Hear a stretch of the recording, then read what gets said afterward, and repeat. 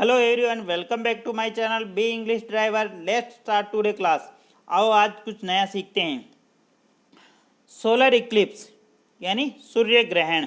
ठीक है, solar Eclipse यानी सूर्य ग्रहण। सोलर यानी सूर्य, इक्लिप्स यानी ग्रहण। ठीक है, इस आर्टिकल के थ्रू अपन कुछ इंग्लिश के कुछ नए रूल्स और नई चीज़ें सीखने का प्रयास करेंगे।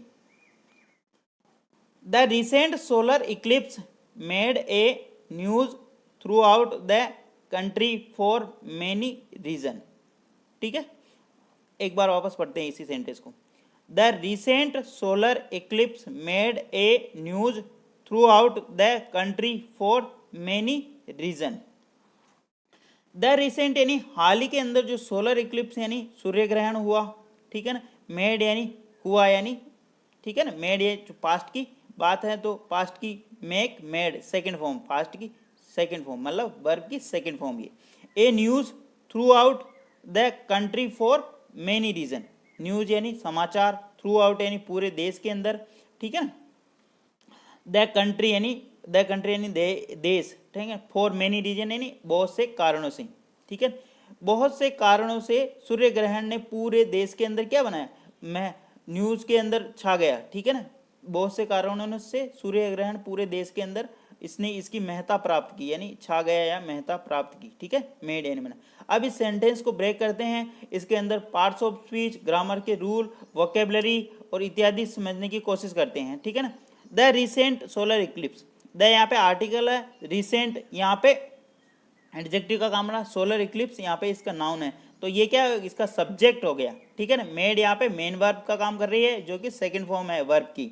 ए यहाँ पे आर्टिकल है, न्यूज थ्रू आउट यहाँ पे इसका नाउन है, द वापस आर्टिकल है, कंट्री यहाँ पे नाउन है, और for preposition many reason. Many reason यानी बहुत सारे कारण।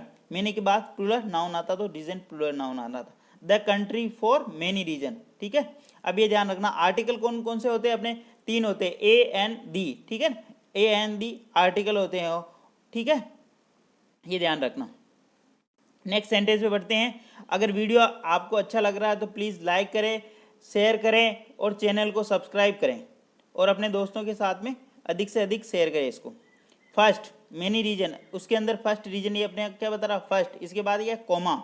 It was a total solar eclipse in India. First यानी प्रथम, इट यानी यह किसके लिए यूज हुआ, सोलर इक्लिप्स के लिए। वाज यानी था, ए टोटल सोलर इक्लिप्स यानी पूर्ण सूर्य ग्रहण। ठीक है ना, इन इंडिया यानी भारत के अंदर, भारत के अंदर यह पूर्ण सूर्य ग्रहण था। ठीक है, अब इस सेंटेंस को ब्रेक करते हैं। इट यहाँ पे सब्जेक्ट, वाज यहाँ पे मेन वर्ब। ठीक है, ए यहाँ पे आर्टिकल, टोटल सोलर इक्लिप्स यानी इसका आर्टिकल के बाद में ये एडजेक्टिव और ये इसका नाउन है। ठीक है ना, तो आर्टिकल के बाद में हमेशा क्या आता, नाउन आता, लेकिन उसके बाद में अगर ये इसको पूरे फ्रेज को बड़ा करना हो या बड़ा और भी इंफॉर्मेशन दे रहे हो तो क्या एडजेक्टिव जोड़ देते हैं, और एडजेक्टिव से पहले एडवर्ब भी जोड़ देते हैं। तो ये सबसे पहले क्या आर्टिकल आया, फिर ये क्या टोटल यहाँ एडजेक्टिव, सोलर इक्लिप्स इसका नाउन, और ये इन क्या प्रीपोजिशन, और प्रीपोजिशन के बाद में इंडिया क्या नाउन। ठीक है, फुल स्टॉप। नेक्स्ट सेंटेंस बढ़ते हैं। सेकेंडली, सेकेंडली यहाँ पे क्या एडवर्ब का काम कर रहा। ठीक है ना, कोमा। ठीक है, जहाँ पे भी कोमा आ जाए तो अपने को थोड़ा सा विराम लेना है ना, अल्प विराम, और फुल स्टॉप आ जाए तो वहाँ पे रुकना अपने को। जिस प्रकार अपन गाड़ी चला रहे होते तो ब्रेकर आता तो अपने को छोटा सा ब्रेक लगाते गाड़ी के, मतलब हल्की करते गाड़ी को। ठीक है, और जहाँ पे अगर क्रॉसिंग आ रहा है तो वहाँ पे क्या अपन आगे पीछे देखते, गाड़ी को रोकते और फिर आगे बढ़ते हैं। ठीक है ना, क्रॉसिंग आता तो यानी कि क्रॉसिंग वाला फुल स्टॉप, इस प्रकार अपने को समझना। ठीक है, secondly it was the last Eclipse of the millennium. ठीक है, सेकेंड यानी द्वितीय, it was the last Eclipse of millennium. Millennium का मतलब क्या होता है, सहस्त्राब्दी। मिलेनियम का मतलब होता है सहस्त्राब्दी। इट यानी किसके लिए, इस सोलर इक्लिप्स के लिए आया। इट यानी यह, वाज यानी था, द लास्ट यानी अंतिम, इक्लिप्स ऑफ द मिलेनियम सहस्त्राब्दी का अंतिम ग्रहण था। ठीक है, ओके, अब इस सेंटेंस को ब्रेक करते हैं। इट यहाँ पे सब्जेक्ट, वाज यहाँ पे main verb, that last Eclipse यहाँ पे क्या है, इसका ऑब्जेक्ट हो रहा, the last Eclipse of the millennium यानी सहस्त्राब्दी का अंतिम ग्रहण था।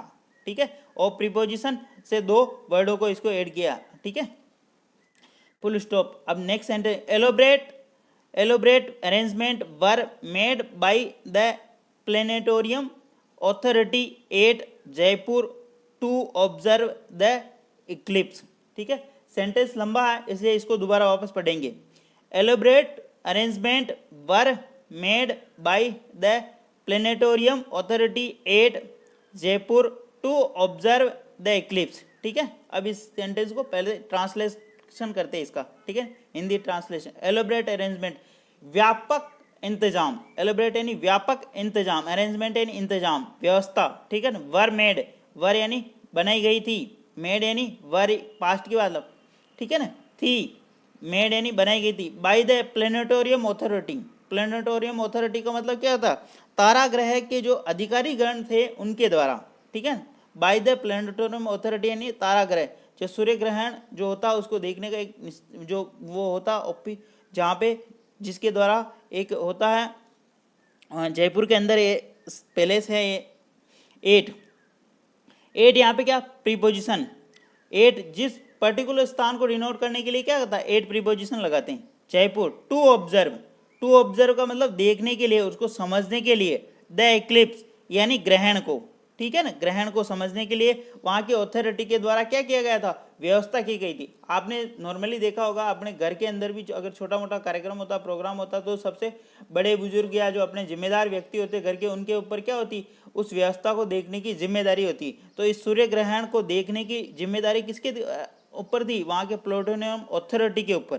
ठीक है, उन्होंने वहाँ की व्यवस्था की थी कि लोग कहाँ पे इकट्ठे होंगे और उस नज़ारों को कैसे देख सकेंगे आराम से। ठीक है, अब इस सेंटेंस को ब्रेक करते हैं और इसको समझते हैं, इसके सेंटेंस स्ट्रक्चर, वोकेबलरी, है ना, पार्ट्स ऑफ स्पीच इत्यादि चीज़ें।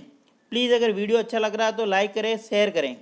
ठीक है, एलोबरेट अरेंजमेंट, यहाँ पे सब्जेक्ट, वर्ब यहाँ पे हेल्पिंग वर्ब, और हेल्पिंग वर्ब के बाद में ये थर्ड फॉर्म जो एडजेक्टिव का काम कर रहा है ये पैसिव है। ठीक है, पैसिव क्या होता है वो भी मैं आपको समझाऊंगा धीरे धीरे। ठीक है, वर्ब, और मैंने बी फॉर्म के बाद में तीन चीज़ें बताई आपको कि तीन चीज़ें आती है बी फॉर्म के बाद में। एक तो वर्ब की थर्ड फॉर्म जो कि एडजेक्टिव का काम कर रहा है, एक वर्ब के अंदर आईएनजी, ठीक है, और एक परिचय का नाउन। ठीक है, इस चीज़ को हमेशा ध्यान रखना। बाय द प्लेनेटोरियम, वर्ब के बाद में थर्ड फॉर्म, बाय यहाँ पे preposition, the planetarium authority at Jaipur. ठीक है, ये इसका object. To observe, to observe यानी टू प्रीपोजिशन, ऑब्जर्व यहाँ पे वर्ब की फर्स्ट फॉर्म। ठीक है, ऑब्जर्व यानी देखने के लिए। ठीक है, द इक्लिप्स, इक्लिप्स यानी सूर्य ग्रहण को। ठीक है, फुल स्टॉप।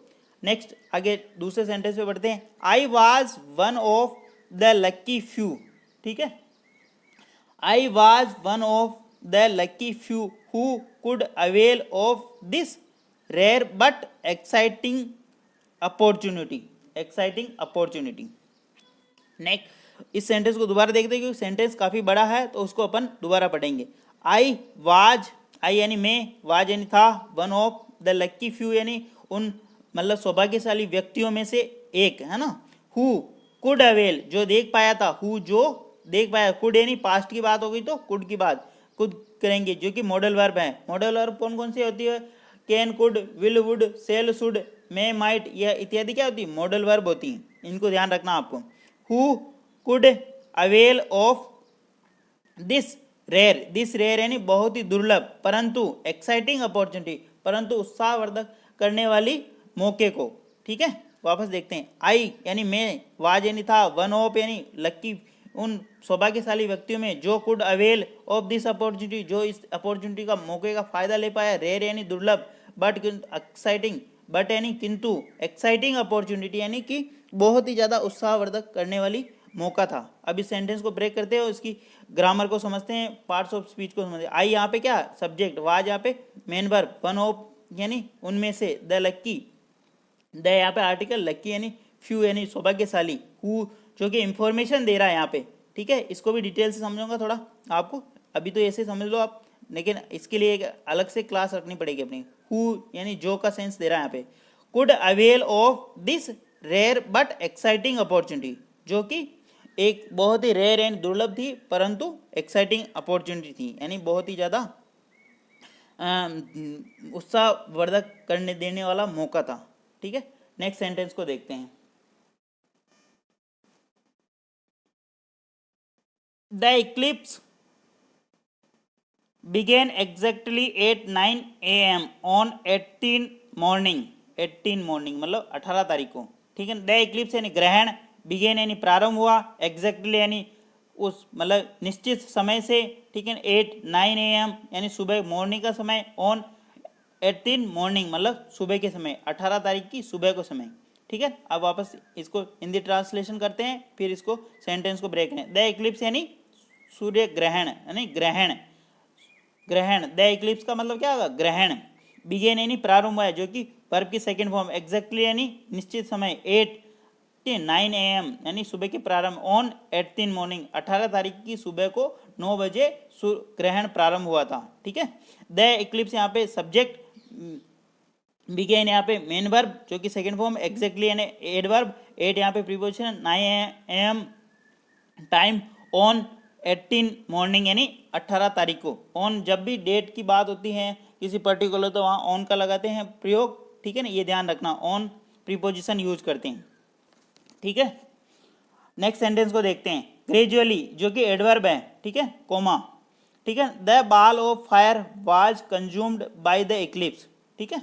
वापस देखते हैं। द ग्रेजुअली यानी धीरे धीरे, द बॉल ऑफ फायर यानी अग्नि का गोला, ठीक है ना, बॉल ऑफ फायर यानी अग्नि का गोला, was consumed by the Eclipse, was consume उसने क्या किया, ग्रहण ने धीरे धीरे क्या किया, अग्नि के गोले के रूप में परिवर्तित हो गया, तब्दील हो गया, ठीक है। जब ग्रहण होता तो धीरे धीरे प्रारंभ होता और वो क्या होगा, आग के गोले के रूप में तब्दील हो जाता, परिवर्तन हो जाता, उसका रूप धारण कर लेता वो, ठीक है। अब इस सेंटेंस को ब्रेक करते हैं। ग्रेजुअली एडवर्ब है और द बॉल ऑफ फायर इसका सब्जेक्ट है, वाज यहाँ पे हेल्पिंग वर्ब, और हेल्पिंग वर्ब के बाद थर्ड फॉर्म जो कि एडजेक्टिव का काम करता, बी फॉर्म के बाद में ये थर्ड फॉर्म, बाई यहाँ पे प्रीपोजिशन, द इक्लिप्स यहाँ पे इसका ऑब्जेक्ट, ये पैसिव बन रहा है यहाँ पे, ठीक है। नेक्स्ट सेंटेंस पे बढ़ते हैं। बाई 9:40 यानी 9:40 AM मतलब जब प्रारंभ हुआ 9 बजे और उसके 40 मिनट बाद, the Eclipse was total, was यानी टोटल, वाज यानी था, टोटल यानी पूर्ण रूप से, 9:40 मतलब 9:40 पर द इक्लिप्स यानी ग्रहण, वाज टोटल यानी पूर्ण रूप से ग्रहण हो गया। 9 बजे तो प्रारंभ हुआ और 9:40 पर ग्रहण हो गया पूर्ण रूप से। अब इस सेंटेंस को ब्रेक करते हैं। बाई द टाइम, जब पर्टिकुलर टाइम तक की बात करते हैं तो बाई लगाते हैं, 9:40 मतलब 9:40 AM, ठीक है ना, सुबह का time.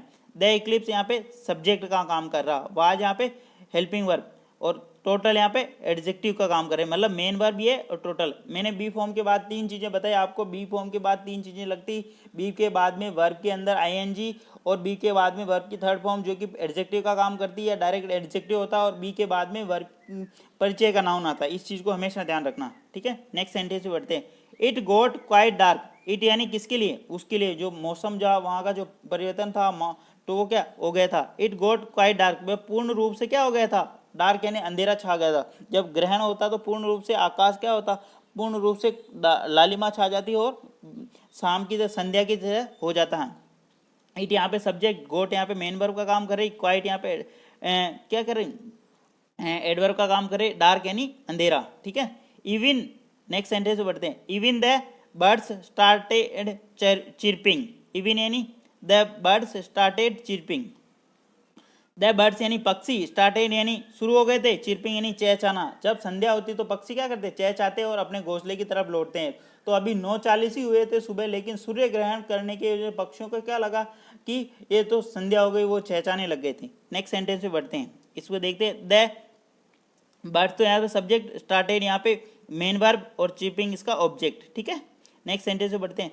They returned to their nest, दे यानी कौन, वो पक्षी, दे रिटर्न्ड टू दियर नेस्ट, वो अपने घोंसले के अंदर लौट रहे थे, ठीक है। दे सब्जेक्ट, रिटर्न यहाँ पे मेन वर्ब जो सेकंड फॉर्म है, टू दियर यानी अपने घोंसले की तरफ, अपने nest, their nest, your nest, my nest, their possessive adjective, possessive adjective के बाद में क्या आता, नाउन आता। मैंने ये बार बार बताता हूँ, my father, your father, his father, ठीक है ना, ये क्या आता, माई, हिज, हर, ये पजेसिव एडजेक्टिव और इनके बाद में एक नाउन आता, ठीक है। नेक्स्ट सेंटेंस की तरफ बढ़ते हैं। अगर वीडियो अच्छा लग रहा है तो प्लीज़ लाइक करें और अपने दोस्तों के साथ शेयर करें, और फर्स्ट टाइम अगर चैनल पे विजिट किया हो तो चैनल को सब्सक्राइब करें। Next sentence. They thought it was evening time, they यानी किन्होंने, उन्होंने सोचा, थॉट यानी सोचा, इट वाज इवनिंग टाइम, उन्होंने क्या सोचा, ये इवनिंग टाइम है दिखता, मतलब संध्या टाइम हो गई, क्योंकि पूरी तरह लालिमा छा गई थी, सूर्य ग्रहण होने के कारण अंधेरा हो गया था। तो पक्षियों ने क्या सोचा कि ये संध्या हो गई, अपने घर की तरफ लौटते हैं। दे यहाँ पे सब्जेक्ट, थॉट यहाँ पे मेन वर्ब का काम कर रही, ठीक है ना। और वापस यहाँ पे दूसरे सेंटेंस को ऐड कर दिया इसने, it was evening time. It यहाँ पे सब्जेक्ट, वाज यहाँ पे मेन वर्ब का काम कर रही, और इवनिंग टाइम यहाँ पे परिचय का नाउन कर रहा है। इवनिंग टाइम यानी उस संध्या के टाइम उन्होंने, ठीक है ना, इवनिंग टाइम सोच लिया उन्होंने। Full stop. नेक्स्ट सेंटेंस की तरफ बढ़े। I could see all the phases and stages of the Eclipse. I could यानी मैं देख पाया था, सी यानी देख पाया था, ऑल द फेजेज यानी सभी उतार चढ़ाव, स्टेजेज ऑफ यानी काकी, ऑफ का मतलब काकी, द इक्लिप्स यानी ग्रहण के, मैं वहाँ पे उपस्थित था वेधशाला के अंदर, तारा ग्रह के अंदर, तो मैं ग्रहण के सारे स्टेज उतार चढ़ाव देख पाया। आई यहाँ पे सब्जेक्ट, कुड यहाँ पे मेन वर्ब का काम कर, मतलब हेल्पिंग वर्ब का काम कर रही, और कुड ये मॉडल वर्ब होती है, इनके बाद में वर्ब की फर्स्ट फॉर्म आती है जो कि सी है।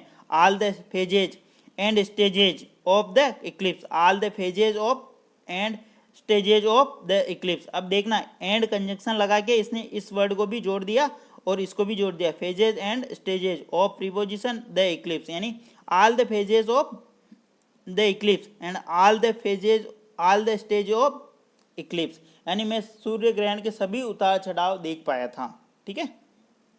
नेक्स्ट सेंटेंस पे बढ़ते हैं। It was such a rare and rewarding historical, ठीक है, एक्सपीरियंस।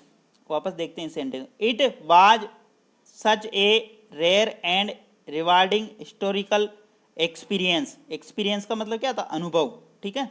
इट यानी यह, वाज यानी था, सच यानी जैसे एक, रेयर यानी दुर्लभ, एंड रिवार्डिंग, रिवार्डिंग यानी लाभदायक, हिस्टोरिकल ऐतिहासिक है, यानी लाभदायक ऐतिहासिक, एक्सपीरियंस यानी अनुभव था। यह एक दुर्लभ और लाभदायक ऐतिहासिक अनुभव था, ठीक है ना। यह एक दुर्लभ और लाभदायक ऐतिहासिक अनुभव था। जिसने अगर कोई चीज़, नई चीज़ फर्स्ट टाइम देखी हो तो उसके लिए तो ये बहुत ही लाभदायक और ऐतिहासिक होता ही है, आपने देखा होगा ऐसा। और सूर्य ग्रहण तो नॉर्मली सबके लिए बहुत ही मतलब परिवर्तन, मतलब प्रकृति के अंदर एक नया चेंज हो, जब भी सूर्य ग्रहण होता है लोगों के अंदर एक, मतलब पृथ्वी के अंदर एक गजब की हलचल होती है लोगों के अंदर, ठीक है, सभी प्राणियों के अंदर, ठीक है। अब इस सेंटेंस को ब्रेक करते हैं। इट यहाँ पे सब्जेक्ट, वाज यहाँ पे मेन वर्ब, ठीक है ना। सच ए यहाँ पे, ठीक है, ए रेयर यानी एक दुर्लभ, एंड कंजक्शन लगा के इसमें इसी को जोड़ दिया वापस, यहाँ पे सच एज रेयर और एंड कंजक्शन लगा के इसी को वापस जो रिवार्डिंग है हिस्टोरिकल एक्सपीरियंस, ठीक है। इस प्रकार अपन रिवार्डिंग यानी लाभदायक, हिस्टोरिकल यानी ऐतिहासिक, एक्सपीरियंस यानी अनुभव, ठीक है, एक्सपीरियंस यानी अनुभव। एंड कंजक्शन, मैं आपको बार बार बता रहा हूँ कि एंड कंजक्शन दो वर्ड, दो फ्रेज, दो सेंटेंस को ऐड करता, ठीक है ना, उनको कनेक्ट करता और अपना सेंस देता, ठीक है। अगर आपको वीडियो अच्छा लग रहा है तो प्लीज़ लाइक करें, शेयर करें और अपने दोस्तों को बताएं, ठीक है। और वीडियो पे, मतलब चैनल पे फर्स्ट टाइम आए तो इसको सब्सक्राइब करें। Thank you. प्रत्येक दिन आपको एक क्लास मिला करेगी ऐसी। Thank you.